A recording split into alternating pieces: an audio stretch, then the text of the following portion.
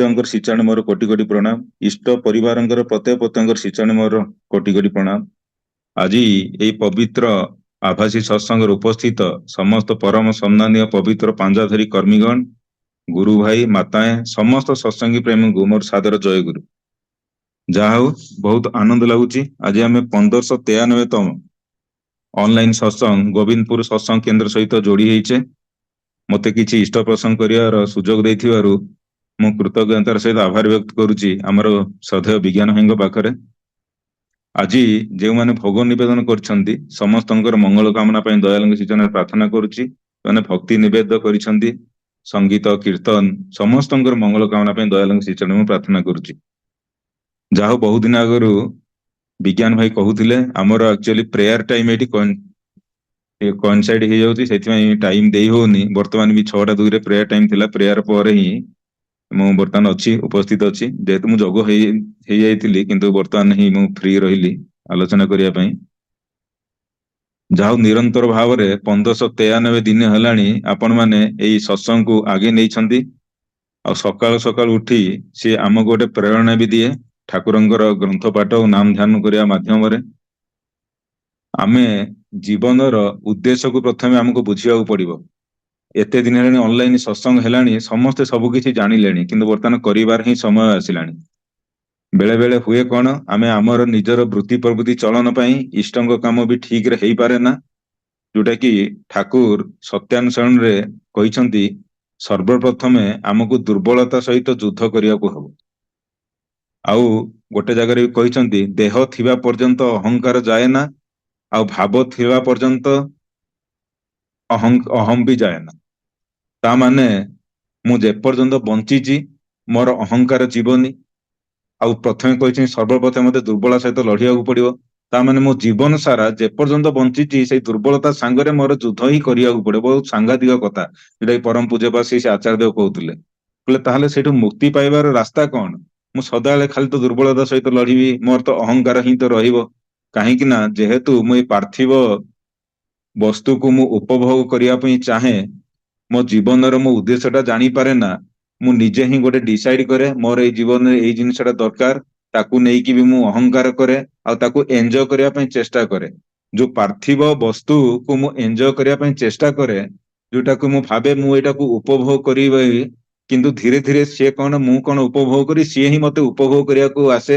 ସେଇଠୁ ମୋର ଦୁଃଖ ଯନ୍ତ୍ରଣା ଜ୍ୱାଳା ସବୁ ଆରମ୍ଭ ହେଇଯାଏ। କାହିଁକି ନା ପାର୍ଥିବ ଶରୀରରେ କେବେ ବି ଆମେ ସାଟିସ୍ଫାକ୍ସନ ନିଜକୁ କରିପାରିବା ନାହିଁ। ତେଣୁ ସେଇଥିପାଇଁ ଆମକୁ ଇଷ୍ଟଙ୍କ ସହିତ ସଦାବେଳେ ଯୁକ୍ତ ହେଇକି ରହିବାର ଅଛି। ତାହେଲେ ଆମେ ଏଇ ଦୁର୍ବଳତାଟାକୁ କେମିତି କରିପାରିବା? ଆମର ତ ସଦାବେଳେ ଯିବନି, ଏଇଟା ତ ରହିବ, ଆମର ଦେହ ଥିଲା ପର୍ଯ୍ୟନ୍ତ ଏଇଟା ତ ରହିବ। ତାହେଲେ ତାକୁ କଣ କରାଯାଇପାରିବ? ତାକୁ ତ ସମ୍ପୂର୍ଣ୍ଣ ସମାପ୍ତ କରିଯାଇପାରେ ନା, ତାକୁ ଆମେ ନିୟନ୍ତ୍ରିତ କରିପାରିବା। ନିୟନ୍ତ୍ରିତ କେମିତି ହବ? ଶ୍ରୀ ଠାକୁର ସେଇଟାକୁ କହୁଛନ୍ତି, କୌଣସି ଉଚ୍ଚତର ବ୍ୟକ୍ତି କିମ୍ବା ବିଷୟରେ ଯେତେବେଳେ ଆମେ ଯୁକ୍ତ ହେଇଯିବା, ସେଇ ଦୁର୍ବଳତା କିମ୍ବା ଅହଙ୍କାରକୁ ସବଲାଇନ କରିଦିଆଯାଇପାରେ। ସବଲାଇନ ମାନେ ବିନମ୍ର କରିଦିଆଯାଇପାରେ, ତାକୁ ବିନୀତ କରିଯାଇପାରେ, ନିୟନ୍ତ୍ରିତ କରିଦିଆଯାଇପାରେ। ତେଣୁ ସେଇଥିପାଇଁ ଆମେ ପରମ ପ୍ରେମ ଶ୍ରୀ ଠାକୁରଙ୍କର ଦୀକ୍ଷା ନେଇ ତାଙ୍କ ସହିତ ଯେତେବେଳେ ଆସକ୍ତ ହେଇଯାଉ, ସତ୍ କିମ୍ବା ଏକାଶକ୍ତିରେ ଯୋଉ ପୂର୍ଣ୍ଣ ଭାବରେ ମଜବୁତ ସହିତ ଆମେ ଯେତେବେଳେ ଆସକ୍ତ ହେଇଯାଉ, ଧୀରେ ଧୀରେ ତାଙ୍କର ଗୁଣାବଳୀ ହିଁ ମୋ ଭିତରେ ହିଁ ଆସିଯାଏ। ଆଉ ଧୀରେ ଧୀରେ ମୁଁ ତାଙ୍କର ଇଚ୍ଛା ଅନୁସାରେ ନିଜକୁ ପରିଚାଳନା କରିବାକୁ ଚେଷ୍ଟା କରେ। ସେତେବେଳେ ମୋର ଆଉ କିଛି ରୁହେ ନା। ମୁଁ ଭାବେ ଯାହା ବି ହୁଏ ମୋ ଠାକୁରଙ୍କର। ମୁଁ ଯେକୌଣସି ଜିନିଷ ବି କଲେ କୋଉଟା କେମିତି ମୋ ଠାକୁରଙ୍କୁ ହିଁ ଖୁସି ଦବ, ସେଇ ଭିତରେ ଧୀରେ ଧୀରେ ମୋର ଚେଷ୍ଟାଟା ରହେ। ଯାହାର ସେଇ ଭିତରେ ଯେତେବି ଷ୍ଟ୍ରଙ୍ଗ ଅଛନ୍ତି, ସେ ତାର ଚେଷ୍ଟାଟାକୁ ସେତିକି ଅବ୍ୟାହତ ହେଇ କରିବାକୁ ପଡେ। ସେ ଅବ୍ୟାହତ ନେଇକି ରହିବା ଭିତରେ ସେଇଥିପାଇଁ ଠାକୁର ପ୍ରୋସେସ ଦେଲେ, ଆମକୁ ନାମ ଧ୍ୟାନ ପ୍ରୋସେସ ଦେଲେ। ନାମ ଧ୍ୟାନ କଲା ଭିତରେ ବି ଏଇ ଜିନିଷଟାକୁ ଧୀରେ ଧୀରେ ଆମେ ଉପଭୋଗ କରିପାରୁ, ଆମେ ବୁଝିପାରୁ, ଆଉ ଠାକୁରଙ୍କୁ ବି ଧୀରେ ଧୀରେ ଆମେ ଅନୁଭବ ବି କରିପାରୁ। ସେଇଥିପାଇଁ ଆମର ଯେତେବେଳେ ବି ହୁଏ ସତ୍ସଙ୍ଗ ହୁଏ, ପ୍ରଥମେ 2 ମିନିଟ କିମ୍ବା 5 ମିନିଟ ନାମ କରିବାର ପ୍ରାକ୍ଟିସ ହିଁ ଥାଏ। ସେଟା ଅଛି, ଏପର୍ଯ୍ୟନ୍ତ ବି ଚାଲିଛି। ସବୁ ସମୟରେ ନାମ କରିବାର ସୁବିଧା କଣ ହୁଏ? ଜଣେ ଯେତେବେଳେ ଶ୍ରୀ ଠାକୁରଙ୍କୁ ପ୍ରଶ୍ନ କଲେ, ଠାକୁର ସବୁ ସମୟରେ ନାମ କରିବାର ସୁବିଧା କଣ? ଶ୍ରୀ ଠାକୁର କହିଲେ, ସବୁ ସମୟରେ ନାମ କଲେ ଏକ କନସେଣ୍ଟ୍ରିକ ଆଟିଚ୍ୟୁଡ, ସୁକେନ୍ଦ୍ରିକ ମନୋଭାବ ହୁଏ। ନାମ କରୁଛନ୍ତି ଆଉ କାମ ବି କରୁଛନ୍ତି, ସେଥିରେ ଆପଣ କାମରେ ଗୋଳେଇ ଯିବେ ନାହିଁ, ତାହାଠାରେ ଅବସେସ୍ଡ ମାନେ ଅଭିଭୂତଗ୍ରସ୍ତ ହେବେ ନାହିଁ, କାମର ଉର୍ଦ୍ଧ୍ୱରେ ହିଁ ରହିପାରିବେ। ଆପଣଙ୍କର ସ୍ନାୟୁ ଗୁଡିକ ମଧ୍ୟ ଉଦ୍ଦୀପ୍ତ ହୋଇ ରହିବ, କାରଣ ଆପଣ ଅନବରତ ଏକ ଫାଇନ ଏକ୍ସରସାଇଜ ସୂକ୍ଷ୍ମ ଅନୁଶୀଳନର ଉପରେ ହିଁ ଅଛନ୍ତି। ପୁଣି ସବୁ ସମୟରେ ଏହି ପ୍ରକାର ନାମ କରିବା ବସି ନାମ ଧ୍ୟାନ କରିବାକୁ ମଧ୍ୟ ସାହାଯ୍ୟ କରେ। ନାମ କରିବା ସାଙ୍ଗେ ସାଙ୍ଗେ ଅଭ୍ୟାସ ବ୍ୟବହାରକୁ ମଧ୍ୟ କନସିୟସଲି ସଚେତନ ଭାବରେ ଆଡଜଷ୍ଟ ନିୟନ୍ତ୍ରଣ କରିବାକୁ ହୁଏ। ଯଜନ ମାନେ ନିଜେ ହାବିଚୁଏଟେଡ ହେବା ସବୁ ଦିଗରୁ ସର୍ବତ ଭାବରେ, ସବୁ ଦିଗରୁ ଆମେ ଅଭ୍ୟସ୍ତ ହବାର ହିଁ ଅଛି। ଜଣେ ଭକ୍ତ ଠାକୁରଙ୍କୁ ପଚାରୁଛନ୍ତି, ଠାକୁର ଆମେ ତ ନାମ କରିବାର କଥା ତ ଶୁଣୁ, ଆପଣ ବି ସଦାବେଳେ କହିଛନ୍ତି ନାମ କରିବାକୁ ପଡିବ, ନାମ କଲେ କଣ ମଣିଷ ଉଦ୍ଧାର ହେଇଯାଏ? ଶ୍ରୀ ଠାକୁର କହୁଛନ୍ତି ଦୁଇଟି କଥା ଅଛି, ଦୁଇଟି କଥା ଶୁଣାଯାଏ। ଗୋଟେ ହେଲା କୋଟି ଜନ୍ମ କରେ ଯଦି ନାମ ସଂକୀର୍ତ୍ତନ, ତଥାପି ନ ପାଏ କେହି ବ୍ରଜେନ୍ଦ୍ର ନନ୍ଦନ। ଆଉ ଗୋଟେ ଜାଗାରେ ପୁଣି ଅଛି, ହରେ ହରି ନାମରେ ଯେତେ ପାପ ହରେ, ଜୀବର ନାହିଁ ତ ସାଧ୍ୟ ସେତେ ପାପ କରେ। ତାମାନେ ଦୁଇଟାକ କଣ୍ଟ୍ରାଡିକ୍ଟରି ଭଳି ଆମକୁ ଲାଗିଲେ ମଧ୍ୟ ଠାକୁର ଏଇଟା ଆମକୁ ସତର୍କ କରିଦେଲେ, ତମେ ଯଦି କୋଟି ଜନ୍ମରେ ଯଦି ନାମ ସଂକୀର୍ତ୍ତନ କର ତଥାପି ତମେ ବ୍ରଜେନ୍ଦ୍ର ନନ୍ଦନକୁ ପାଇବନି। ପୁଣି ଗୋଟେ ଜାଗାରେ କହୁଛନ୍ତି ଯଦି ତମେ ହରି ନାମରେ ଯଦି ଥରେ ବି କରିଥାଅ, ତାହେଲେ ଯେତେ ବି ପାପ ଥିବ ତମର ସବୁଗୁଡାକ ଜୀବର ସାଧ୍ୟ ନାହିଁ ସେତେ ପାପ କରିବ, ଯେତେ ପାପ ସେଟା ହରଣ ହେଇଯାଏ ହରି ନାମଙ୍କ ମାଧ୍ୟମରେ। ଠାକୁର ସେଇଠି ସୂଚେଇ ଦେଲେ ତାର ମାନେ କେବଳ ମେକାନିକାଲି ଯାନ୍ତ୍ରିକ ଭାବରେ ନାମ କଲେ ହୁଏ ନାହିଁ, ନାମ କରିବାକୁ ହୁଏ ଅନୁରାଗ ନେଇ। ନାମଟି ଜୀବନ୍ତ ହୁଏ ଅନୁରାଗରେ। ଅନୁରାଗ ସମ୍ବଳିତ ନାମରେ ଆମ ମାନଙ୍କର ସତ୍ତା ଇଷ୍ଟ ଝଙ୍କା ହୁଏ, ଇଷ୍ଟଙ୍କ ପ୍ରତି ଆମେ ଆସକ୍ତ ହଉ। ଇଷ୍ଟଙ୍କ ଉପରେ ନିଶା ଯେତେ ବଢେ ମଣିଷ ସେତେ ହିଁ ପ୍ରଭୃତିର ଉର୍ଦ୍ଧ୍ୱକୁ ହିଁ ଉଠେ, ଯୋଉଟା କି ଆମେ ପ୍ରଥମରୁ ଆଲୋଚନା କରୁଥିଲେ। ସେଇ ଦୁର୍ବଳତା କିମ୍ବା ଅହଙ୍କାରକୁ ଆମେ କେମିତି ଏଡେଇ ପାରିବା, ଠାକୁର ଏଇଠି କହିଦେଲେ ତମର ଯେତେ ଇଷ୍ଟଙ୍କ ଉପରେ ନିଶାଟା ବଢେ ମଣିଷ ସେତେ ହିଁ ସେଇ ପ୍ରଭୃତିର ଉର୍ଦ୍ଧ୍ୱକୁ ହିଁ ଉଠେ, ତାକୁ ହିଁ କୁହାଯାଏ ଉଦ୍ଧାର ହେବା। ଯାହା ହେଉ ନାମର ଏକ ସୁଫଳତା ଅଛି, ଆଗ୍ରହ ସହକାରେ କ୍ରମାଗତ ନାମ କରୁ କରୁ ଅନୁରାଗ ଆସିଯାଏ। ନାମ ଯେପରି କରିବାକୁ ହୁଏ, ଇଷ୍ଟଙ୍କର ପ୍ରୀତିଜନକ କର୍ମ ମଧ୍ୟ ସେହିପରି କରିବାକୁ ହୁଏ। ଠାକୁର କହୁଛନ୍ତି କିଛି ନ କରିବା ଠାରୁ ସଦ୍ଗୁରୁଙ୍କ ପାଖରେ ନାମ ନେଇ ଅନୁରାଗ ନ ରହିଲେ ମଧ୍ୟ ବେଳେ ବେଳେ ଆମେ ଭାବୁ କି ମୋର ତ କାହିଁ ଅନୁରାଗ ଆସୁନି, ମୁଁ ବି ମେକାନିକାଲି କରୁଛି କିନ୍ତୁ ଗୋଟେ ଅଭ୍ୟାସରେ ତ ପକେଇ ଦେଇଛି। ସେଇଟା ଭିତରେ ଠାକୁରଙ୍କୁ ପଚାରେ ଗଲା ଅନୁରାଗ ନ ରହିଲେ ମଧ୍ୟ ନାମ କରିବାର ଅଭ୍ୟାସ କରିବା ଭଲ କି? ଶ୍ରୀ ଠାକୁର ସେଠି କହୁଛନ୍ତି କିଛି ନ କରିବା ଠାରୁ ସଦ୍ଗୁରୁଙ୍କ ପାଖରୁ ନାମ ନେଇ ଅନୁରାଗ ନ ରହିଲେ ମଧ୍ୟ ଚେଷ୍ଟା କରି ହିଁ ନାମ କରିବାର ଅଭ୍ୟାସ କରିବାଟା ହିଁ ଭଲ। ତାହା କରୁ କରୁ ହୁଏତ ଦିନେ ସେଟା ଠିକ କରି ତମ ଭିତରେ ଲାଗିଗଲା, ତମ ଭିତରେ ଭାବଟା ଆସିଗଲା, ସେତେବେଳେ ନାମ ନ କଲେ ହିଁ ଭଲ ଲାଗେ ନା। ତମେ ନାମ ନ କରିକି ରହିପାରିବନି, ସେତେବେଳେ ସମସ୍ତ ସଦାବେଳେ ତମେ ନାମମୟ ହେଇକି ରହିବ। ନାମରେ ଯେପରି ମନଟାକୁ ଟାଣି ରଖେ, ତେଣୁ କହନ୍ତି ଧର୍ମର ଅଭିନୟ ବି ମଧ୍ୟ କଲେ ଅଭିନୟ କରୁ କରୁ ବି ଦିନେ ବାସ୍ତବରେ ବି ତମେ ସେଇ ଦିଗକୁ ବି ଆଗେଇ ବଢିଯିବ, ସେଥିରେ କୌଣସି ଡାଉଟ ନାହିଁ। ବେଳେ ବେଳେ ଆମେ କଣ ହୁଏ, ଆମେ ଯେତେବେଳେ ବିପଦଗ୍ରସ୍ତ ଥାଉ, ବହୁତ କିଛି ପ୍ରୋବ୍ଲେମ ବି ଥାଉ, ତାହା ପାରିବାରିକ ଜୀବନରେ ହଉ, ସାଂସାରିକ ଜୀବନରେ ହଉ, ଅଫିସିଆଲ ଲାଇଫରେ ହଉ, ସାମାଜିକ ଜୀବନରେ ହଉ, ଯେତେବେଳେ ଆମେ ବିପଦଗ୍ରସ୍ତ ହେଇଯାଉ ଆମର ଗୋଟିଏ ହିଁ ଅସ୍ତ୍ର ଥାଏ କି ମୁଁ ଠାକୁରଙ୍କର ନାମ କରିବି। କାହିଁକି ନା ସକାଳୁ ଆମେ ଇଷ୍ଟବୃତ୍ତି କରିଥାଉ, ଆଉ ନାମ ତ ସଦାବେଳେ ଠାକୁର କରିବାକୁ କହିଛନ୍ତି। ସ୍ପେସିଆଲି ଯେତେବେଳେ ଆମେ ବିପଦଗ୍ରସ୍ତ ହେଇପଡୁ ସେତେବେଳେ ଠାକୁରଙ୍କର ବହୁତ ମନେ ପଡେ, ତାଙ୍କର ନାମଟା ଅଟୋମେଟିକାଲି ହୁଏତ ମୋର ମନ ଭିତରେ ହିଁ ଆସିଯାଏ। ଜଣେ ପଚାରୁଛନ୍ତି ସେଇ ପ୍ରସଙ୍ଗରେ ଠାକୁରଙ୍କୁ, ଠାକୁର ମୁଁ ତ ବାହାରେ କାମ କରୁଛି, ଏଇପରି ସମୟରେ ହୁଏତ ଘରର କୌଣସି ବିପଦର ଖବର ପାଇଲି, ସେତେବେଳେ ଯଦି ଖୁବ ନାମ କରେ ସେଥିରେ କଣ ତାର ପ୍ରତିକାର ହୁଏ? ଶ୍ରୀ ଠାକୁର କହୁଛନ୍ତି ନାମ କଲେ କିଛି ନା କିଛି ବୁଦ୍ଧି ତ ବାହାରି ଯାଏ, ଯାହା ହୁଏତ ପ୍ରତିକାରର ସହାୟକ ହୁଏ। ପୁଣି ତୁମେ ଦୂରରେ ନିବିଷ୍ଟ ଭାବରେ ନାମରତ ହୋଇ ରହିଛ, ଏହିପରି ସମୟରେ ଯେଉଁଠାରେ ବି ହେଉ କେହି ଯଦି ତୁମର ଚିନ୍ତା କରେ ସେଥିରେ ତାର ମନ ମଧ୍ୟ ନାମମୁଖୀ ହେବାର ପ୍ରେରଣା ପାଏ। ଠାକୁର ବହୁତ ସୁନ୍ଦର ଜିନିଷ କହିଛନ୍ତି ଏଇଠି, କି ତମେ ଯେତେବେଳେ ନାମମୟ ହେଇକି ରହୁଛ, ତମର ଦୂରରେ ତମର ନାମ ହେଇକି ରହିଛ, ସେଇଥିପାଇଁ ତମକୁ ଯେତେବେଳେ ସେତେବେଳେ କିଏ ଜଣେ ତମର ଚିନ୍ତା କରେ, ତମକୁ ବି ମନ ପକାଏ, ସେଥିରେ ତାର ମନ ମଧ୍ୟ ସେଇ ନାମମୁଖୀ ହେବାର ପ୍ରେରଣା ପାଏ। ଆଉ ସେଇ ପ୍ରେରଣା ଅନୁଯାୟୀ ଯଦି ସେ ନାମ କରେ ସେଥିରେ ସେ ମଧ୍ୟ ଉପକୃତ ହୋଇପାରେ। ତେଣୁ ନିଜର ଓ ଅନ୍ୟର ମଙ୍ଗଳ ପାଇଁ ସବୁ ସମୟରେ ନାମମୟ ହୋଇ ରହିବା ଭଲ। ତେବେ ଏହି ସବୁ ବୁଦ୍ଧି ରଖି ନାମ କରିବା ଠାରୁ ମୁଁ ଯେପରି କହିଛି ସେହିପରି ହୋଇ ଉଠିବା ପାଇଁ ଯାହା ଯାହା କରିବା ପ୍ରୟୋଜନ ତାହା କରି ଚାଲିବା ହିଁ ଭଲ। ସେଥିରେ ଭିତରେ ରଙ୍ଗ ଧରେ। ସର୍ବଦା ଭାବିବାକୁ ହୁଏ ମୁଁ ଠାକୁରଙ୍କର, ତାଙ୍କର ମନୋନୁଯାୟୀ ହୋଇ ରହିବା ହିଁ ମୋର ଜୀବନର ଏକମାତ୍ର ସାଧ୍ୟ। ଏହି ଭାବରେ ଥରେ ଚାଲି ହିଁ ଦେଖ ନା, ସେତେବେଳେ ଆବୁଲ ତାବୁଲ ବା ଏଣୁ ତେଣୁ ଚିନ୍ତା କରିବାର ଫୁର୍ସତ ଆଉ ପାଇବ ନାହିଁ। ଠାକୁର ହିଁ ତୁମକୁ ପାଇ ବସିବେ। ସେଥିରେ ଯେ କେତେ ସୁଖ, କେତେ ବଡ ସାର୍ଥକତା, ତାହା କେହି ବୁଝେଇ ହେବ ନାହିଁ। ମୋର ଧାରଣା ତାକୁ ହିଁ କହନ୍ତି ବୈକୁଣ୍ଠରେ ବାସ। ବୈକୁଣ୍ଠରେ ବାସ ମାନେ ବିଗତ କୁଣ୍ଠ ହୋଇ ବିଷ୍ଣୁ ଲୋକରେ ବାସ। ବିଷ୍ଣୁ ଲୋକ ମାନେ ବ୍ୟାପ୍ତି ଲୋକ। ଇଷ୍ଟ ସ୍ୱାର୍ଥୀ ହେଲେ ହିଁ ମଣିଷ ସର୍ବସ୍ୱାର୍ଥୀ ହୋଇ ଉଠେ। ସକ୍ରିୟ ସୁକେନ୍ଦ୍ରିକ ଭାବରେ ସର୍ବସ୍ୱାର୍ଥୀ ହୋଇ ଚାଲିବାକୁ ହିଁ କହନ୍ତି ବ୍ରହ୍ମୀ ସ୍ଥିତି। ମୁଁ କଣ ପାଇଁ କଣ କହେ ତା ତନକି ଭାବି ଦେଖ ଓ କରିବାକୁ ଚେଷ୍ଟା କର। ସେତେବେଳେ ନିଜର ପରିବାର ତ ଦୂରର କଥା, ଶତ ଶତ ପରିବାରର ତ୍ରାଣକର୍ତ୍ତା ହୋଇ ଉଠି ପାରିବ ଏହି ତୁମେ। ଆଲୋଚନା ପ୍ରସଙ୍ଗ 16/10/1995 1949 ଠାକୁର ଏଇ ଜିନିଷ କହିଛନ୍ତି। ସେଇଥିପାଇଁ ନାମ ଧ୍ୟାନ ହିଁ ବହୁତ ଆମକୁ ଅଭ୍ୟାସ କରିବାକୁ ପଡିବ। ଆମେ ତ କରୁଛନ୍ତି, ସମସ୍ତେ କରୁଛନ୍ତି, କିନ୍ତୁ ପରମ ପୂଜ୍ୟପାଦ ଶ୍ରୀ ଶ୍ରୀ ଆଚାର୍ଯ୍ୟ ଦେବ ଯୋଉ ଜିନିଷ ବର୍ତ୍ତମାନ କହୁଛନ୍ତି, ଯୋଉଟାକି ଶ୍ରୀ ଶ୍ରୀ ଠାକୁର ବି କହିଛନ୍ତି, ତମେ ନାମ ହୁଏତ କରିପାର, କିନ୍ତୁ ତା ସହିତ ଯଦି ପ୍ରୀତିଜନକ ଇଷ୍ଟ କର୍ମ ହେଲାନି, ତାହେଲେ ତମର ପ୍ରେମଟା ଇଷ୍ଟଙ୍କ ପ୍ରତି ଅଛି ନା ନାହିଁ ସେଇଟା ବି doubt. Name without loving activity towards the beloved is Shyam, Thakur କହୁଛନ୍ତି।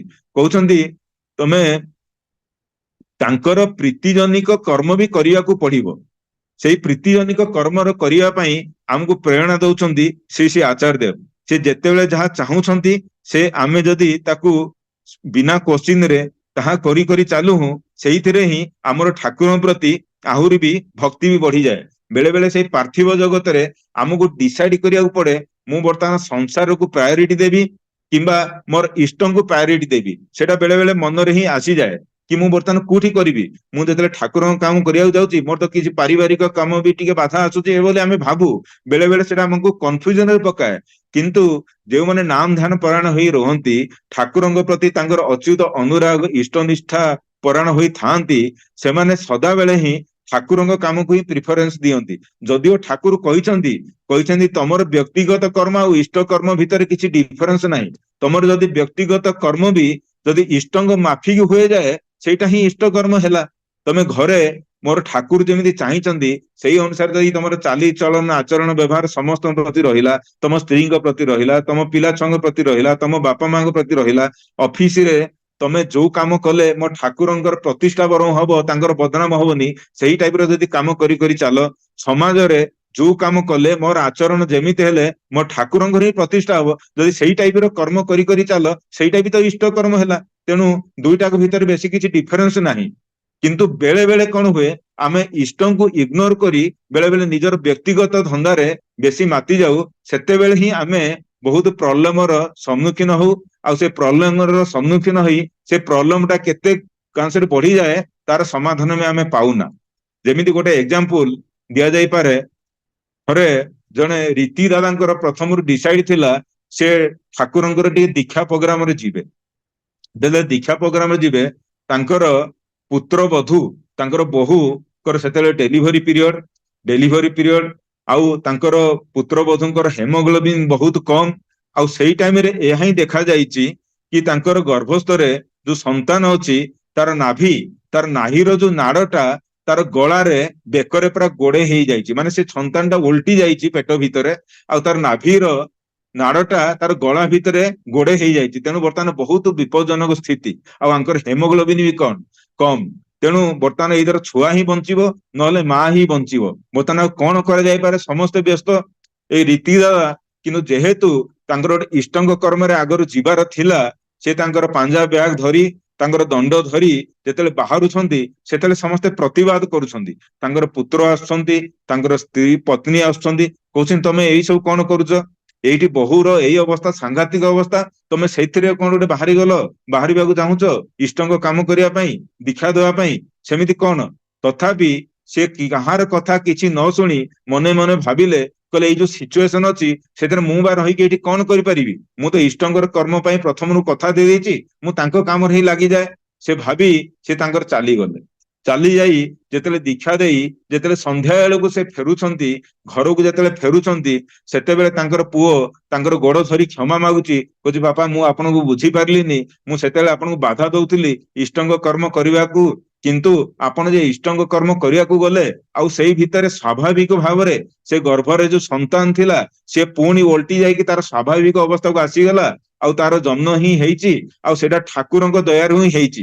ଯେହେତୁ ଆପଣ ଇଷ୍ଟଙ୍କ କର୍ମ କରିବାକୁ ଗଲେ ସେଇଥିପାଇଁ ହୁଏତ ଏଇଟା ହିଁ ହେଲା, ଆଉ ଠାକୁର ସେଇଟା ହିଁ ରକ୍ଷା ହିଁ କଲେ। ସେତେବେଳେ ଏଇ କଥାଟା ହିଁ ମନେ ପଡିଯାଏ, ବେଳେ ବେଳେ ଯଦି ଜୀବନର ପରିସ୍ଥିତିରେ ଆମ ପାଖରେ ଯଦି ଆସିଯାଏ ମୁଁ ଶ୍ୟାମକୁ ରକ୍ଷା କରିବି କିମ୍ବା କୂଳକୁ ରକ୍ଷା କରିବି, ସିଏ ଯେହେତୁ ସେଇ ରୀତିଦାତ ସେଇ ସତ ସହିତ ସଦାବେଳେ ସଂଲଗ୍ନ ହେଇକି ଥିଲେ, ସେ ସେଇଠି ହିଁ ଡିସାଇଡ କଲେ ମୁଁ ବର୍ତ୍ତମାନ ମୋ ଶ୍ୟାମକୁ ହିଁ ରକ୍ଷା କରିବି। ସେ ଶ୍ୟାମକୁ ରକ୍ଷା କରିବାର ମାଧ୍ୟମରେ ତାଙ୍କର କୂଳ ହିଁ ରକ୍ଷା ହେଇଗଲା। ଏଇ ଜିନିଷଟା ଆମକୁ ଠାକୁର ବାସ୍ତବିକ ରୂପରେ ଏଇଟା ବହୁତ ମିରାକୁଲ ଲାଗିଲେ ବି, ଯଦିଓ ଠାକୁର ମିରାକୁଲକୁ କେବେ ଲାଇକ୍ କରନ୍ତିନି, କହିଛନ୍ତି miracle is the mirage of ignorance, miracle ବୋଲି କୌଣସି ଜିନିଷ ନାହିଁ, କିନ୍ତୁ ଯେହେତୁ ତୁମେ ଜାଣିନାହଁ ସେଇଥିପାଇଁ ତମକୁ ମିରାକୁଲ ବୋଲି ଲାଗେ। କିନ୍ତୁ ସେଇ ସତର ସହିତ ସଦାବେଳେ ଆମେ ସଂଲଗ୍ନ ହେଇକି ରହିଲେ ଏଇଭଳି ବି ଜୀବନରେ ଘଟଣା ଘଟେ। ଆମର ଯୋଉ ଓଡିଶାରେ ବି ଆକ୍ସିଡେଣ୍ଟ ଯୋଉ ହେଇଥିଲା କରମଣ୍ଡଳ ଏକ୍ସପ୍ରେସ ସହିତ, ସେଇ ଆଉ ଗୋଟେ ଏକ୍ସପ୍ରେସ ତା ସହିତ ଗୋଟେ ମାଲ ଗାଡି ଯୋଉ ଆକ୍ସିଡେଣ୍ଟ ହେଇଥିଲା ଯୋଉ ପ୍ରେୟାର ଟାଇମରେ, ଏଇଟା ଆପଣ ମାନେ ସମସ୍ତେ ଜାଣନ୍ତି। ପ୍ରେୟାର ଟାଇମରେ ଯୋଉମାନେ ଗୁରୁ ଭାଇ ମାନେ ଥିଲେ ସବୁ ଡିଫରେଣ୍ଟ ଡିଫରେଣ୍ଟ କମ୍ପାର୍ଟମେଣ୍ଟରେ, ତାଙ୍କର ପ୍ରେୟାର ଟାଇମ ଆମକୁ ଏମିତି ଗୋଟେ ଆଗ୍ରହ ଦିଏ, ଉଦ୍ଦୀପନା ଦିଏ, ଯୋଉଟା କି ଆମେ ନ କରିକି ରହିପାରୁନା। ଯିଏ ଯେଉଁଠି ଯେଉଁ ଅବସ୍ଥାରେ ବି ଥାଏ ସେଇଠି ସେ ପ୍ରାର୍ଥନାଟା ହିଁ କରେ। ସେଇ ଟାଇମରେ ଯେତେବେଳେ ଗୁରୁ ଭାଇ ମାନେ ସବୁ ପ୍ରାର୍ଥନାରେ ବସି ଯାଇଛନ୍ତି, ସେଇ ଟାଇମରେ ଯେତେବେଳେ ଆକ୍ସିଡେଣ୍ଟ ହେଇଛି ସେମାନେ ଜାଣିପାରୁନାହାନ୍ତି କଣ ହେଇଛି, ତାଙ୍କୁ ଗୋଟେ ହୁଏତ ଝଟକା ଆସିଛି, କିନ୍ତୁ ପ୍ରେୟାର ପରେ ଦେଖିଲେ ତାଙ୍କର କେତେ ଯେ ଲୋକଙ୍କର ବିଚ୍ଛିନ୍ନ ଅବସ୍ଥାରେ କିଏ ଇଞ୍ଜର୍ଡ ହେଇଛନ୍ତି, କିଏ ଆର ଡେଥ ହେଇଯାଇଛି, ହୁଏତ ଏମାନେ ଠାକୁରଙ୍କ ସହିତ ଯୁକ୍ତ ହେଇଛନ୍ତି, ହୁଏତ ବଞ୍ଚି ଯାଇଛନ୍ତି, ଆକୁ ତ କୌଣସି ବୈଜ୍ଞାନିକ ଭାଷାରେ ବୁଝା ଯାଇପାରେ ନା। କିନ୍ତୁ ଯେହେତୁ ସେମାନେ ସତର ସହିତ ସଂଲଗ୍ନ ହେଇକି ଅଛନ୍ତି, ସେଇଥିପାଇଁ ବେଳେ ବେଳେ ଏଇ ସବୁ ଜିନିଷ ଗୁଡାକ ଜୀବନରେ ଆମର ଘଟେ। ତେଣୁ ବର୍ତ୍ତମାନ ମୋର ଡିସାଇଡ କରିବାର ଅଛି ମୁଁ କାହା ସାଙ୍ଗରେ ହିଁ ଯିବି। ତେଣୁ ଠାକୁର ଦୟାକରି ଏଇ ସବୁ ଜିନିଷ ଆମକୁ ଦେଇଛନ୍ତି ପ୍ରାକ୍ଟିକାଲି ଲାଇଫରେ।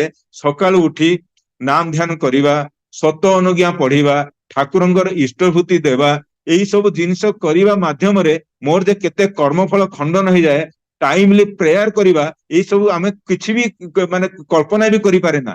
ଆମେ ଯୋଉମାନେ ଠାକୁରଙ୍କର ଦୀକ୍ଷା ବି ନେଇନାହାନ୍ତି ତାଙ୍କୁ ବି ସେ ବୁଝିବାର ଅଛି, ତାଙ୍କୁ କହିବାର ଅଛି। ଆମର ଯୋଉ ଗରୁଡ ପୁରାଣ, କିଛି କିଛି ଶାସ୍ତ୍ର ଜ୍ଞାନ ସମସ୍ତେ ମାନନ୍ତି, ହିନ୍ଦୁରେ ସମସ୍ତେ ମାନନ୍ତି। ସେ ଗରୁଡ ପୁରାଣରେ ଗୋଟେ ଜାଗାରେ ଲିଖିତ ଅଛି, ସୂର୍ଯ୍ୟ ଉଦୟ ଆଉ ସୂର୍ଯ୍ୟ ଅସ୍ତ ଟାଇମରେ ଯେଉଁମାନେ ଶୋଇ ରୁହନ୍ତି ତାଙ୍କର ଘୁଷୁରୀ ଜନ୍ମ ହିଁ ହୁଏ, ସେମାନଙ୍କର ଜନ୍ମର କିଛି ସାର୍ଥକତା ହିଁ ନଥାଏ, ଏଇଟା ପୁରାଣରେ ଲେଖା ହେଇଛି। ତେଣୁ ଠାକୁର ଦୟା କରିକି ଆମର ଯୋଉ ପ୍ରେୟାର ଟାଇମ ଟା ଏମିତି ଗୋଟେ ଫିକ୍ସ କରିଦେଇଛନ୍ତି, ସକାଳ ଆଉ ସନ୍ଧ୍ୟା ଅଟୋମେଟିକାଲି ଆମେ ତ ସେଇ ଟାଇମରେ ଉଠୁ, ଆମେ ସେଇ ଟାଇମରେ ଶୋଉନା, ଆମେ ଉଠିକି ରହୁ। ତାମାନେ ଆମର କେତେ ବଡ ପାପରୁ ଯେ ଆମେ ମୁକ୍ତି ହେଇଯାଉ ସେଟା କଳ୍ପନା ବି କରି ହୁଏ ନା। ଠାକୁରଙ୍କର ବାସ୍ତବିକ, ଠାକୁର ହଉଛନ୍ତି ବାସ୍ତବ, ସିଏ ହଉଛନ୍ତି ସତ୍ୟ, ସିଏ ହଉଛନ୍ତି ବାସ୍ତବ। ଯେମିତି ଶଙ୍କରାଚାର୍ଯ୍ୟ କହୁଥିଲେ ହୁଏତ ବ୍ରହ୍ମ ସତ୍ୟ ଜଗତ ମିଥ୍ୟା, କିନ୍ତୁ ଠାକୁର କହିଲେ କଣ ବ୍ରହ୍ମ ସତ୍ୟ ଆଉ ଜଗତ ବି ସତ୍ୟ, ସିଏ ହିଁ ବାସ୍ତବ, ଠାକୁର ହିଁ ବାସ୍ତବ। ତେଣୁ ତାଙ୍କର କର୍ମ ବି ବାସ୍ତବ କର୍ମ। ତେଣୁ ତାଙ୍କର ବାସ୍ତବ କର୍ମ ଦ୍ଵାରା ଆମେ ଯେତିକି ଲିପ୍ତ ହେଇକି ରହିବା, ଆମେ ଠାକୁରଙ୍କୁ ସେମିତି ଆମ ଜୀବନରେ ହିଁ ଅନୁଭବ କରି କରି ହିଁ ଚାଲିବା। ଆଉ ସେଇ ଅନୁଭବଟା ହିଁ ସେଇ ଆମ ଭିତରେ ଏମିତି ଜାଗ୍ରତ ହେଇଯାଏ, ଆମ ଭିତରେ ଆହୁରି ବି କନଫିଡେନ୍ସ ଆସିଯାଏ, ଆହୁରି ବି ପ୍ରେରଣା ଦିଏ ତାଙ୍କର କାମ କରିବା ପାଇଁ। ଯେମିତି ଜଣେ ରୀତି ଦାଦା ଆସିଥିଲେ ସେ ଆଚାର୍ଯ୍ୟଙ୍କ ପାଖକୁ, 100 ବର୍ଷର ରୀତି ଦାଦା, ସେ ନିବେଦନ କରୁଛନ୍ତି କି ଦାଦା ମୁଁ ତ ଚାଲି ପାରୁନି, ମୋର ଆଉ ବୟସ ବି ଗଡିଗଲାଣି, ଆଉ ଇଷ୍ଟଙ୍କ କର୍ମ ମୁଁ କରିପାରୁନି, ଆଉ କଣ ବା କରିବି। ସେ ଆଚାର୍ଯ୍ୟ ତାଙ୍କୁ ପ୍ରେରଣା ଦଉଛନ୍ତି, କହୁଛନ୍ତି ତମେ ଏଇ ରାମାୟଣର କଥା ତ ଶୁଣିଛ, କୁମ୍ଭକର୍ଣ୍ଣ କଥା ନା? ହଁ ଆଜ୍ଞା ଟିକେ ଶୁଣିଛି। ନା କୁମ୍ଭକର୍ଣ୍ଣ କଣ କରିଥିଲା?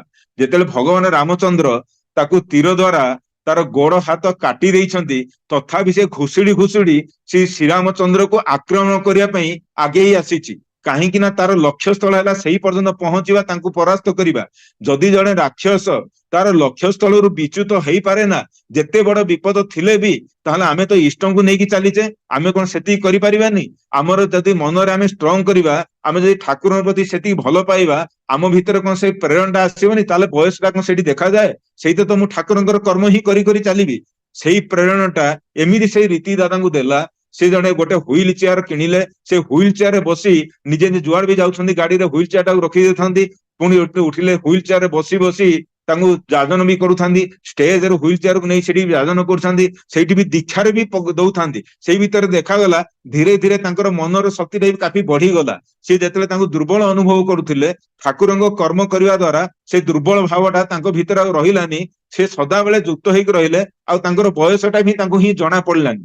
ଯେମିତି ଜଣେ 102 ବର୍ଷର ଜଣେ ରୀତି ଦାଦା ଆସିକି ନିବେଦନ କରୁଛନ୍ତି ଆଚାର୍ଯ୍ୟଙ୍କୁ କି ଦାଦା ବର୍ତ୍ତମାନ ମୁଁ ଆହୁରି ବଞ୍ଚିକି ରହିବାକୁ ଚାହୁଁଛି, ମୋର ଠାକୁରଙ୍କ କାମ କରିବା ପାଇଁ ମୋର ମନରେ ଆହୁରି ବହୁତ ଜାଗ୍ରତ ହେଉଛି, ମୁଁ ଠାକୁରଙ୍କ କାମ କେମିତି କରି କରି ହିଁ ଚାଲିବି, ମତେ ଆହୁରି କିଛି ସୁଯୋଗ ଦିଅନ୍ତୁ, ମୁଁ ଆହୁରି କର୍ମ କରିବା ପାଇଁ ଚାହୁଁଛି। ସେ ଆଚାର୍ଯ୍ୟ କହିଲେ ଦେଖ ଏହା ହିଁ ହେଉଛି ଆମର ତ କର୍ତ୍ତବ୍ୟ, ଏହା ହିଁ ହେଉଛି ଆମେ ଠାକୁରଙ୍କୁ ନେଇ ଏମିତି ଗୋଟେ ପ୍ରେମରେ ବାନ୍ଧି ହେଇ ରହିଯାଇଛୁ, ଆମକୁ କିଛି ବୟସ ସୀମା ଦେଖାଯାଏନି। ଆମେ ସଦାବେଳେ ଭାବୁ ଯେପର୍ଯ୍ୟନ୍ତ ଏ ଶରୀର ଅଛି ଏଇଟା ଠାକୁରଙ୍କର ହିଁ ଦିଆ, ତେଣୁ ଏଇ ଯେତେବେଳେ ଠାକୁରଙ୍କର ଦିଆ ଶରୀର ଯଦି ତାଙ୍କର କର୍ମରେ ମୁଁ ଲଗେଇ ନ ପାରିଲି, ତାହେଲେ ଏଇ ଶରୀରଟାକୁ ନେଇକି କରିବି ଆମକୁ କଣ? ସେଇଥିପାଇଁ ସମସ୍ତେ ଆମକୁ ହିଁ ଏଇ ଭିତରେ ଚାଲିବାକୁ ହିଁ ପଡିବ। ସେଇ ପ୍ରେରଣାଟା ଯେତେବେଳେ ଶ୍ରୀ ଶ୍ରୀ ଆଚାର୍ଯ୍ୟଙ୍କ ପାଖରୁ ଆମକୁ ମିଳେ, ସେଇ ଭିତରେ ହିଁ ଆମେ ମାନେ ବହୁତ ଆଗ୍ରହ ହେଇ ଉଠୁ, ଆଉ ଆମକୁ ସେଇ କର୍ମ କୌଶଳଟା ବି ଦେଖାଇ ଦିଏ, ଆଉ ଆମେ ଠାକୁରଙ୍କ କାମ ବି କରି କରି ସେମିତି ଆଗକୁ ବି ବଢି ବଢି ହିଁ ଚାଲୁ। ଆଉ ଭିତରେ କରିବା ଭିତରେ ହିଁ ବହୁତ ଅନୁଭବ ବି ଆସେ। ବେଳେ ବେଳେ ହୁଏ କଣ, ଯେମିତି ବର୍ତ୍ତମାନ ମୁଁ କୁଲୁ ଡିଷ୍ଟ୍ରିକ୍ଟରେ ଅଛି ହିମାଚଳ ପ୍ରଦେଶରେ, ବେଳେ ବେଳେ ବହୁତ କିଛି ପ୍ରୋବ୍ଲେମ ହୁଏ। ମୁଁ ଗୋଟେ ରିସେଣ୍ଟଲି ଅନୁଭବ କଥା କହୁଛି। ରାତି ହୁଏ ତ ଗୋଟାଏ, ରାତି 12:30 ଗୋଟାଏ, ମୋ ପାଖରେ ପାୱାର ହାଉସର ଚାର୍ଜ ବି ଅଛି, ମୋ ପାଖରେ ଡ୍ୟାମରେ ବି ଚାର୍ଜ ଅଛି। ଆଉ 30 ଜୁଲାଇ 31 ଜୁଲାଇ ରିସେଣ୍ଟଲି ଘଟଣା, ସେ ରାତି 12:30ରେ ମୋ ପାଖକୁ ଫୋନ ଆସୁଛି କି ସାର୍ ଅପଷ୍ଟ୍ରିମ ସାଇଡ୍ ରେ ବହୁତ ବର୍ଷା ହଉଛି, ପାଣି ବହୁତ ଜୋରରେ ବଢିଲାଣି, କାହିଁକିନା ଆମର ହାଇଡ୍ରୋ ଜେନେରେସନ, ଆମର ଡ୍ୟାମ କନଷ୍ଟ୍ରକ୍ସନ କରି ସେଠୁ ପାଣିକୁ ଡାଇଭର୍ଟ କରିକି ବିଜୁଳି ଉତ୍ପାଦନ ହୁଏ। କହିଲେ ସାର୍ ବହୁତ ତେଜିରେ ପାଣି ବଢୁଛି। ଆଉ ମୁଁ କହିଲେ ଠିକ ଅଛି, ମେସିନ ତ ଚାଲିଛି, ତମେ ଖାଲି ସେ ସିଲଟିକୁ ଦେଖ, ପାଣିରେ କେତେ ମାଟି ଅଂଶ ଅଛି ସେଇଟାକୁ ଦେଖ, କାହିଁକିନା ସେଇଟା କିଛି ଆକାରରେ ଯଦି ବଢିଯିବ ତାହେଲେ ଆମକୁ ମେସିନ ବନ୍ଦ କରିବାକୁ ପଡିବ। ସେମିତି ମୋର ଏପଟେ ଡ୍ୟାମରୁ ବି ଫୋନ ଆସୁଥାଏ, ଏପଟେ ପାୱାର ହାଉସରୁ ବି ଫୋନ ଆସୁଥାଏ, ରାତି ସାରା 12ଟା 1 2ଟା 3ଟା, ଫିର 4ଟା ବେଳକୁ ମତେ ଫୋନ ଆସିଲା କି ସାର୍ ପାୱାର ହାଉସର ମେସିନ ବର୍ତ୍ତମାନ ସବୁ ଟ୍ରିପ୍ କରିଗଲା। ଆମର ଗୋଟେ ପ୍ରୋଟୋକଲ ଥାଏ, ଯେତେବେଳେ ପାଣି ଆସେ ଆମେ ସାଇରନ ବଜେଇ ଡାଉନ ଷ୍ଟ୍ରିମରେ ଯୋଉମାନେ ଲୋକମାନେ ଅଛନ୍ତି ସେମାନଙ୍କୁ ସତର୍କ କରେଇ ଦଉ କି ହୁଏତ ଡ୍ୟାମରୁ ଯେକୌଣସି ଟାଇମରେ ବର୍ତ୍ତମାନ ପାଣି ଛାଡି ଦିଆଯାଇପାରେ, ତେଣୁ ତମେ ନିଜକୁ ନିଜକୁ ସତର୍କ ରଖିବ, ନଦୀର ପାଖକୁ କେହି ଆସିବନି। ସେଇଦିନ ଏହା ହେଇଛି, ଯେତେବେଳେ 4ଟା ବେଳୁ ଯେତିକି ପାଣି ଆସୁଥିଲା ଆମେ ମେସିନ ଦ୍ଵାରା ତାକୁ ଆଉଟ କରୁଥିଲୁ, ତେଣୁ ଆମକୁ ଗେଟ୍ ଖୋଲିବାକୁ ପଡିନଥିଲା, କିନ୍ତୁ ଆମେ ସାଇରନ ରଖିକି ବଜେଇକି ଆମେ ସତର୍କ ହେଇକି ରଖିଥିଲୁ ଲୋକଙ୍କୁ। ଯେମିତି 4ଟା ବେଳକୁ ସେଇ ଟାଇମରେ ଆମର ମେସିନ ସବୁ ଗୋଟେ ଗୋଟେ କରି ଯେତେବେଳେ ଟ୍ରିପ୍ କରିଗଲା, ବର୍ତ୍ତମାନ କଣ ହବ, ଗୋଟେ ବନ୍ଧ, ନଦୀରେ ପାଣି ଆସୁଛି, ଗୋଟେ ବନ୍ଧ ଅଛି, ଆଉ ଗୋଟେ ଜାଗା ଅଛି ତାକୁ ପାଣି ଯିବା ପାଇଁ ମେସିନ ଥ୍ରୁରେ, ସେଇ ମେସିନ ଥ୍ରୁରେ ଯେତେବେଳେ ଯିବାକୁ ରାସ୍ତାଟା ବନ୍ଦ ହେଇଗଲା, ବର୍ତ୍ତମାନ ଉପାୟ କଣ? ବର୍ତ୍ତମାନ ଉପାୟ ହେଲା କେବଳ ଗେଟକୁ ଖୋଲିବା, ଗେଟକୁ ଖୋଲି ତାକୁ ନିୟନ୍ତ୍ରିତ କରିବା, ଧୀରେ ଧୀରେ ଯୋଉ ପାଣି ଉପରୁ ଆସୁଛି ସେଟାକୁ ତଳକୁ ଛାଡିବା, ସେଇଟା ହିଁ ହଉଛି ଉପାୟ, ଆଉ ତ କୌଣସି ଉପାୟ ନାହିଁ। ସେଇ ଟାଇମରେ କିନ୍ତୁ ଦେଖାଯାଉଛି ଆମର ଡ୍ୟାମରେ ଯୋଉ 2ଟା ଗେଟ୍ ଥିଲା, ରେଡିଆଲ ଗେଟ୍, ସେଗୁଡାକ ଖୋଲୁନି। ଯେତେବେଳେ ଖୋଲିବାକୁ ଚେଷ୍ଟା କରୁଛନ୍ତି ଏମାନେ ଖୋଲୁନି। ମୋ ପାଖକୁ ଫୋନ ଆସୁଛି ଡ୍ୟାମର ଇନଚାର୍ଜ କି ସାର୍ ବର୍ତ୍ତମାନ କଣ କରିବା, 2ଟା ଆମେ ତ ବହୁତ ଚେଷ୍ଟା କଲୁନି, ଖୋଲୁନି। ସେ ସିନିୟର ଜୁନିୟର ସମସ୍ତଙ୍କର, ଗେଟ୍ ର ଯିଏ ଇନଚାର୍ଜ ହାଇଡ୍ରୋ ମେକାନିକାଲ ଇନଚାର୍ଜ ତାର ବି ଫୋନ ଆସୁଛି କି ସାର୍ ବର୍ତ୍ତମାନ ତ ଆଉ ଖୋଲୁନି, କିଛି ନାହିଁ, କଣ କରାଯିବା?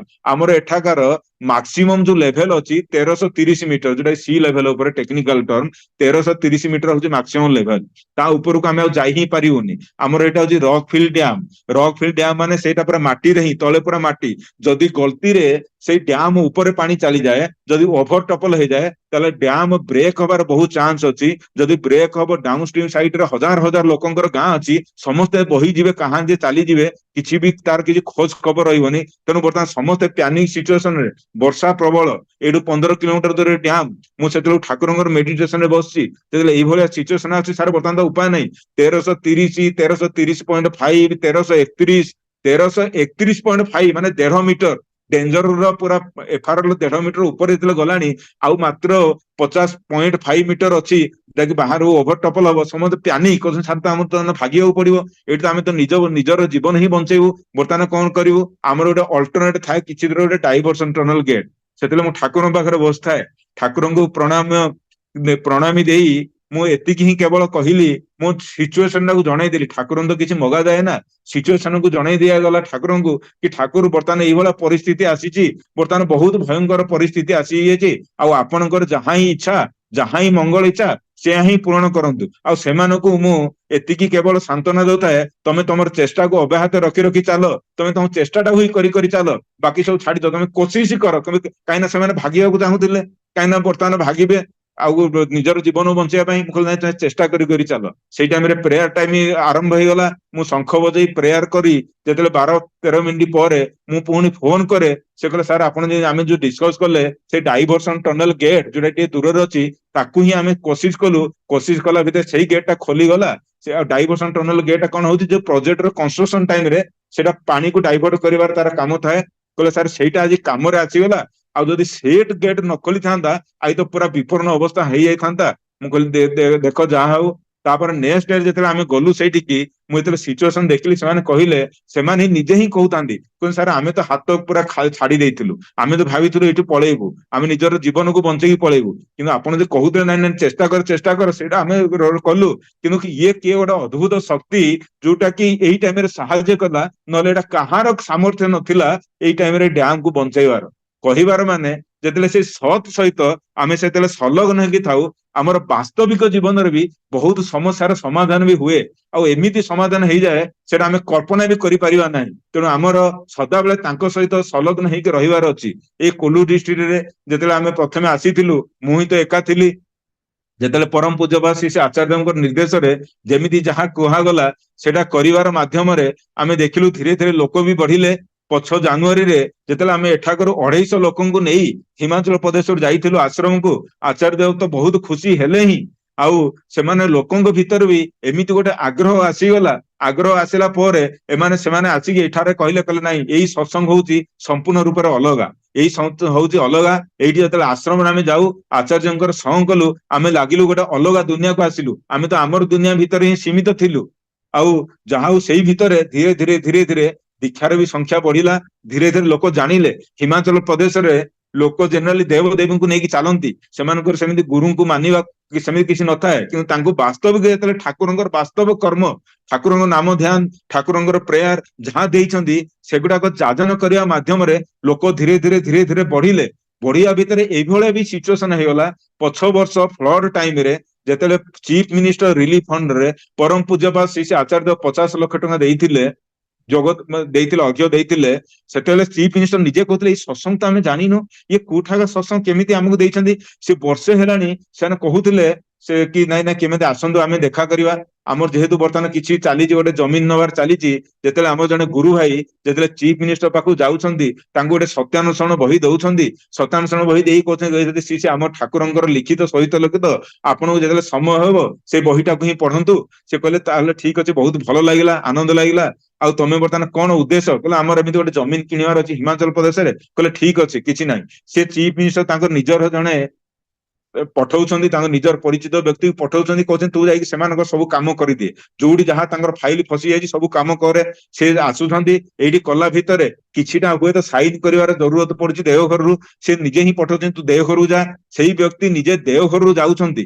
ଦେଓଘରକୁ ଗଲା ପରେ ସେ ଏତେ ଅନୁପ୍ରାଣିତ ହେଇଯାଇଛନ୍ତି, ସେଠୁ ଦୀକ୍ଷା ବି ନେଇକି ଆସୁଛନ୍ତି। ଏଇଭଳି ଭାବରେ ଯେତେବେଳେ ଚିଫ ମିନିଷ୍ଟର ପାଖକୁ ବି ଖବର ଗଲାଣି, ଏଇ ସତ୍ସଙ୍ଗ ଧୀରେ ଧୀରେ ଧୀରେ ଧୀରେ ବଢିବାକୁ ଲାଗିଲା। ଏଇଟା କେବଳ ଠାକୁରଙ୍କ ଦୟା ଆଉ ଆଚାର୍ଯ୍ୟଙ୍କ ଦୟାରୁ ହିଁ ଏଇ ସବୁ ଜିନିଷ ଗୁଡାକ ପସିବୁଲ ହୁଏ, ନହେଲେ ଆମେ କେବେ ବି କଳ୍ପନା ବି କରିପାରିବୁନି ହିମାଚଳ ପ୍ରଦେଶ ଷ୍ଟେଟରେ ବି ଏଇଭଳିଆ ଜିନିଷ ହୁଏ। ଯେତେବେଳେ ମଣିଷ ଯେତେବେଳେ ସତ୍ ଭାବରେ ଚାଲେ, କିଛି ଆମ ଭିତରେ କିଛି କପଟତା ନଥାଏ, ଆଉ ସେଟା ପରିବେଶ ଉପରେ କେତେ ଆକୃଷ୍ଟ କରେ ସେଇଟା ହିଁ ହଉଛି ଡିପେଣ୍ଡ କରୁଛି। କାହିଁକିନା ମୋର ଚାଲିଚଳନ ଆଚରଣ ବ୍ୟବହାର ଯଦି ଠିକ ଅଛି, କାହିଁକିନା ସମସ୍ତେ ଆମକୁ ଜଜ କରିବାକୁ ସଦାବେଳେ ଚେଷ୍ଟା କରନ୍ତି, କହନ୍ତି ଇଏ ତ ଗୋଟେ ଗୁରୁଙ୍କୁ ଗ୍ରହଣ କରିବାକୁ ନେଇକି ଚାଲିଛନ୍ତି ସବୁ ସତ୍ସଙ୍ଗୀ, କହୁଛନ୍ତି ଏମାନେ ସମସ୍ତେ, ତାହେଲେ ଏମାନଙ୍କର ଗୁଣାବଳୀ କଣ ସେଇଭଳିଆ ହେଇଅଛି। ସେମାନେ ଗୋଟେ ଗୋଟେ ବି ଯଦି ଆମ ଭିତରେ ଚରିତ୍ର ବି ଗୋଟେ ଗୋଟେ ଯଦି ଭୁଲ ଆସିଯାଏ, ସେମାନେ ସେଟାକୁ ଧରନ୍ତି। ତେଣୁ ଆମକୁ ବହୁତ ମାର୍ଜିତ ହେଇକି ଚାଲିବାକୁ ପଡେ, ଯୋଉଟା କି ଶ୍ରୀ ଆଚାର୍ଯ୍ୟ ସଦାବେଳେ କହୁଛନ୍ତି। ତେଣୁ ଆସନ୍ତୁ ଆମେ ଯେତିକି ବାସ୍ତବ କର୍ମ ଅଛି ସେଟା ଆମେ କରି କରି ହିଁ ଚାଲିବା, କରିବା ଭିତରେ ହିଁ ଠାକୁରଙ୍କୁ ଅନୁଭବ କରିବା। ଆଉ ଏଇ ଭିତରେ ଏଇ ନାମ ଧ୍ୟାନ କରିବା ଭିତରେ ବି ମୋର ବି ମଙ୍ଗଳ ହବ, ପରିବାର ବି ମଙ୍ଗଳ ହବ, ପରିବେଶ ବି ମଙ୍ଗଳ ହବ, ବହୁତ ଲୋକଙ୍କର ହିଁ ମଙ୍ଗଳ ହବ। ତେଣୁ ଆସନ୍ତୁ ସମସ୍ତେ ମିଶି ଠାକୁରଙ୍କର ନାମ ଧ୍ୟାନ କରି ସାଙ୍ଗର ଯେତେବେଳେ ଯାହା ନିର୍ଦ୍ଦେଶ ଆସୁଛି ସେଇ କର୍ମଟାକୁ ଆମେ ସମ୍ପାଦନ କରିବା ପାଇଁ ଚେଷ୍ଟା କରିବା। ଟାଇମ ହେଇଗଲାଣି 6:45। ବର୍ତ୍ତମାନ ଯେତେକ ଅଛନ୍ତି ସମସ୍ତେ ଏଇ ସତ୍ସଙ୍ଗରେ ଉପସ୍ଥିତ, ସମସ୍ତଙ୍କର ମଙ୍ଗଳ କାମନା କରି ମୁଁ ମୋର ପ୍ରସଙ୍ଗକୁ ଇଷ୍ଟଙ୍କ ପ୍ରସଙ୍ଗକୁ ବର୍ତ୍ତମାନ ବିରାମ ଦଉଛି। ଜୟ ଗୁରୁ, ବନ୍ଦେ ପୁରୁଷୋତ୍ତମ। ଜୟ ଗୁରୁ ଭାଇ, ଜୟ ଗୁରୁ। ଜୟଗୁରୁ ଆଜ୍ଞା ଜୟଗୁରୁ। ଆଜି ଗୋବିନ୍ଦପୁର ସତ୍ସଙ୍ଗର